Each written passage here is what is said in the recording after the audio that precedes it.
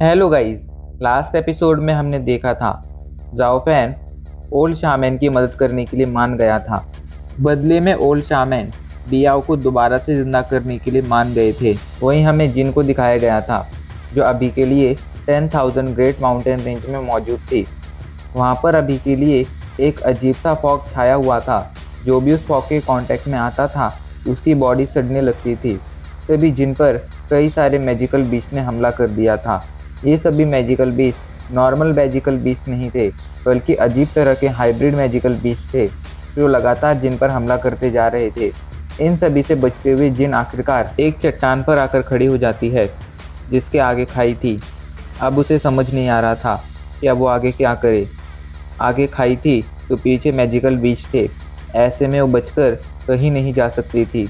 उसे लगने लगा था कि अब उसका अंत आ गया है, वो आज ही मरने वाली है।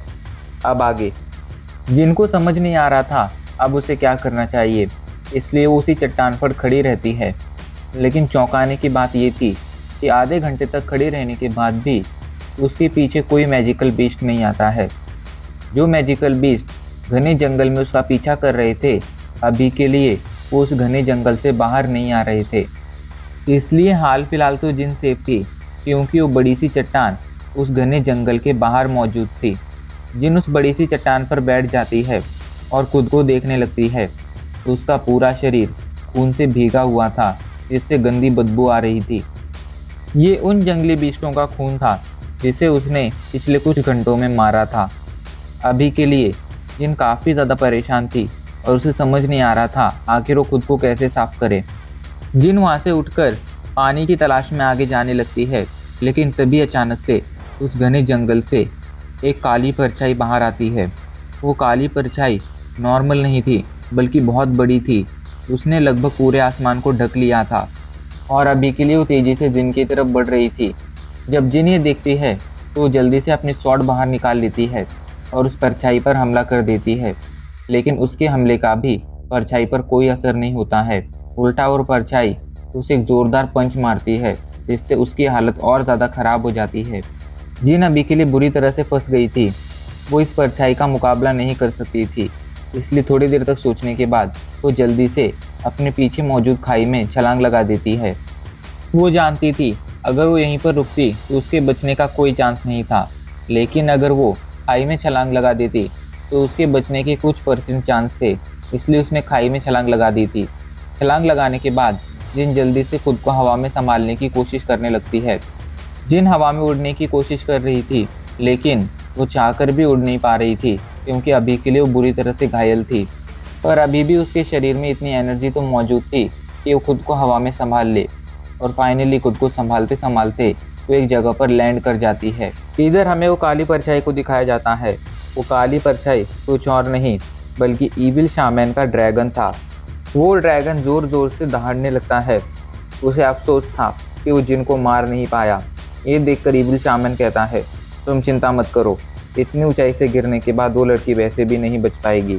और वो दोनों वापस से उस घने जंगल में लौट जाते हैं। इधर मियाओ ट्राइब में हमें जाओ फैन और फॉक्स डीमन को दिखाया जाता है, जो अभी के लिए एक बड़े से प्लेटफॉर्म पर खड़े थे और अपने सामने मौजूद 10,000 माउंटेन रेंज को देख रहे थे। फॉक्स डीमन जाओ फैन को देखती है और कहती है, वो ईविल बीस्ट गॉड बहुत ज़्यादा पावरफुल हो सकता है, कि इसके बावजूद भी तुम उससे मुकाबला करना चाहते हो। इस पर जाओ फैन सोच में पड़ जाता है, लेकिन फिर वो कहता है, मैंने ओल्ड शामैन को वचन दे दिया है, इसलिए मैं जाकर उससे मुकाबला ज़रूर करूँगा। और वैसे भी मुझे अपनी जान की परवाह नहीं है, मुझे बस किसी भी हालत में बियाओ को दोबारा से ज़िंदा करना है, और उसके लिए मुझे जो भी करना पड़ेगा मैं ज़रूर करूँगा। ये सुनकर फॉक्स डीमन अपना सिर हिलाने लगती है। उसे कभी कभी जाओ फैन के लिए बहुत बुरा लगता था। इधर हमें मियाओ ट्राइब के लीडर और ओल्ड शामैन को दिखाया जाता है, जो अभी के लिए आमने सामने बैठे हुए थे। कमरे में अभी के लिए पूरी तरह से शांति छाई हुई थी और वो दोनों बस एक दूसरे को देखे जा रहे थे। काफ़ी देर तक शांत रहने के बाद फाइनल लीडर कहता है, ओल्ड शामैन, आखिर आपको उन दोनों के साथ सेंट्रल प्लेन जाने की क्या ज़रूरत है? अभी के लिए आप बहुत ज़्यादा घायल हैं, आपको मियाओ ट्राइब में रुककर ही रेस्ट करना चाहिए। और रही बात ली ट्राइब जो हमारी होली स्टिक चुरा कर ले गई है, तो आप उसकी इतनी चिंता क्यों कर रहे हैं? हम उनसे जाकर वो होली स्टिक कभी भी हासिल कर सकते हैं। ये सुनकर ओल्ड शामन खांसते हुए कहते हैं, अगर ली ट्राइब ने वो होली स्टिक चोरी की होती तो मैं इतना ज़्यादा चिंतित नहीं होता। पर मुझे पता है वो होली स्टिक ली ट्राइब ने चोरी नहीं की है, बल्कि उसके पीछे एक लंबी कहानी है। ये सुनकर लीडर पूछता है, आखिर कौन सी कहानी? इस पर ओल्ड शामन कहते हैं, क्या तुम्हें वो इविल बीस्ट गॉड की कहानी याद है? इस पर लीडर चौंकते हुए कहता है, क्या वो कहानी सच है? मुझे तो लगता था वो बस एक कहानी है। इस पर ओल्ड शामन कहते हैं, वो कहानी बिल्कुल सच है। उस समय 11 शामन लेडी ने खुद को सेक्रीफाइस कर कर उस इविल बीस्ट गॉड को सील कर दिया था। लेकिन अभी के लिए इस पूरी दुनिया में ऐसा कोई नहीं है जो ओल्ड शामन लेडी जितना पावरफुल हो और दोबारा से उस इविल बीस्ट गॉड को सील कर सके। अभी तक मैं काफ़ी सारे लोगों से मिला हूँ, पर मुझे ऐसा कोई भी नहीं मिला सिवाय उस लड़के के। जहाँ तक मुझे लगता है सिर्फ वो लड़का ही ऐसा कर सकता है। ये सुनकर लीडर कहते हैं, लेकिन आप हैं तो क्या आप उस इविल बीस्ट गॉड का सामना नहीं कर सकते हैं? इस पर ओल्ड शामन कहते हैं, मेरी ज़िंदगी अभी के लिए सिर्फ 30 दिनों की बची है। 30 दिनों बाद मैं इस दुनिया को अलविदा कह दूंगा। ऐसे में मुझसे उम्मीद लगाना कि मैं उस इविल बीस्ट गॉड का सामना कर कर उसे हरा दूंगा, ये बिल्कुल एक बेवकूफ़ी है और मेरे पास इतनी पावर भी नहीं है कि मैं उसका सामना कर सकूं। ऐसे में हम बस उस लड़के से उम्मीद लगा कर रख सकते हैं। इस पर लीडर चौंक कर कहता है, लेकिन वो लड़का तो काफ़ी यंग है, ऐसे में उस पर भरोसा करना क्या कोई बेवकूफ़ी नहीं होगी? तो ओल्ड शामन हंसते हुए कहते हैं, वो लड़का भले ही अभी के लिए काफ़ी ज़्यादा यंग हो, लेकिन उसके अंदर एक बहुत ही पावरफुल मर्डरस ऑरा है। और दूसरी चीज़, उसके हाथ में जो हमेशा एक स्टिक रहती है वो कोई नॉर्मल स्टिक नहीं है। उस छड़ी में, उस स्टिक में एक अनयूजुअल पावर है, एक ऐसी पावर जिसका हम अंदाज़ा भी नहीं लगा सकते हैं।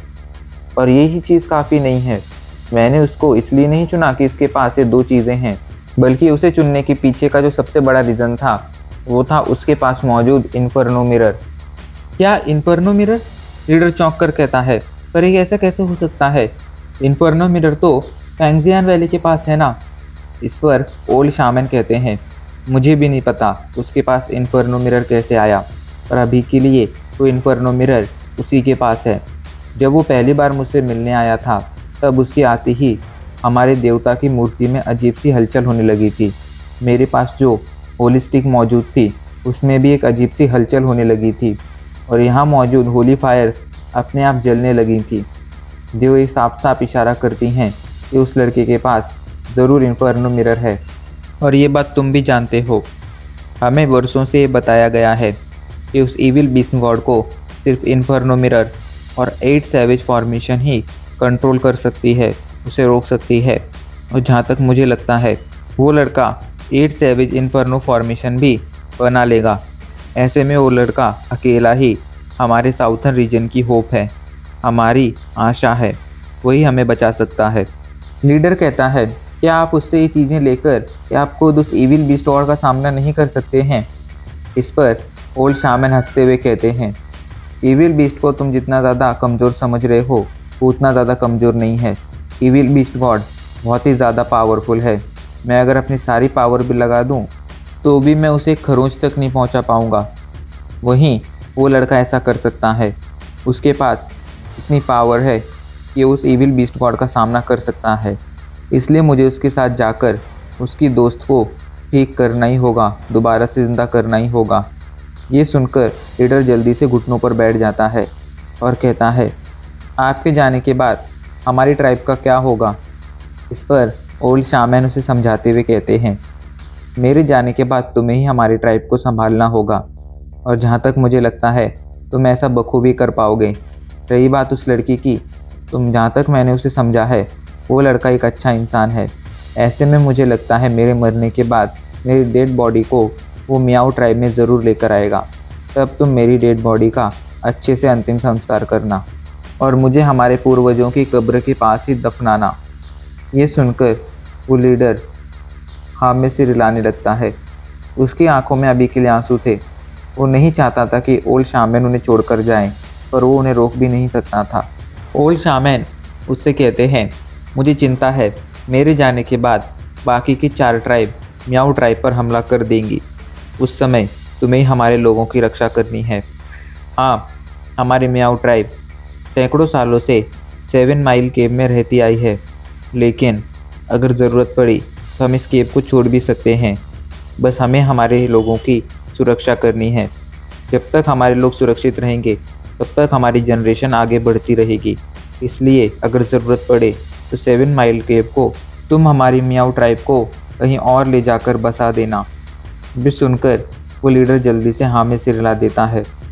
अगले दिन ओल्ड शामैन जाओफैन और फॉक्स डीमन के साथ 7 माइल केव से बाहर जाने लगते हैं। रास्ते में जो भी लोग उन्हें देख रहे थे सभी उन्हें झुककर ग्रीट कर रहे थे। जब वो गलियों से गुजर रहे थे तब बहुत से लोगों ने उन्हें देखा था और उन्हें देखकर सबने अपना काम रोक दिया था। सबने उन्हें झुककर ग्रीट किया था, लेकिन ओल्ड शामैन अभी के लिए बिल्कुल भी नहीं रुके थे। वो तेजी से दाओफैन और फॉक्स डीमन के साथ आगे बढ़ते जा रहे थे। ओल्ड शामैन जो न जाने पिछले कितने सालों से अपनी गुफा से बाहर नहीं आए थे, उन्हें आज अचानक से अपनी गुफा से बाहर आता देख मियाओ ट्राइब के लोग समझ गए थे कि ज़रूर कोई बुरी चीज़ हुई है। वो सभी परेशानी से अभी के लिए ओल्ड शामैन को देख रहे थे, लेकिन कोई भी उन्हें रोकने की कोशिश नहीं कर रहा था, क्योंकि वो जानते थे अगर ओल्ड शामैन ने कोई डिसीजन ले लिया है तो वो चाहकर भी उनसे वो डिसीजन बदलने के लिए नहीं कह सकते हैं। ओल्ड शामैन आगे बढ़ते रहते हैं। कुछ मिनटों तक आगे बढ़ने के बाद वो फाइनली मियाओ ट्राइब के आखिरी छोर पर आ जाते हैं। उनके पीछे अभी के लिए मियाओ ट्राइब के बहुत से लोग थे जो उनके पीछे पीछे यहाँ तक आए थे। सभी की आंखों में आंसू थे। कोई भी ओल्ड शामैन को जाने देना नहीं चाहता था, लेकिन वो उन्हें रोक भी नहीं सकते थे। ओल्ड शामैन एक पल के लिए उन सभी को देखते हैं, जिसके बाद वो अपनी आंखें बंद कर कर अपनी पुरानी यादों को याद करते हैं और फिर जाओफैन और फॉक्स डीमन के साथ वहाँ से सेंट्रल प्लान के लिए रवाना हो जाते हैं। तो गाइज़, क्या ओल्ड शामैन बियाओ को दोबारा से ज़िंदा कर पाएंगे? ये देखने में मज़ा ज़रूर आएगा। तो देखने के लिए हमारे चैनल को सब्सक्राइब कर कर हमारे वीडियो को लाइक ज़रूर कर देना और इसी तरह हमें सपोर्ट करते रहना।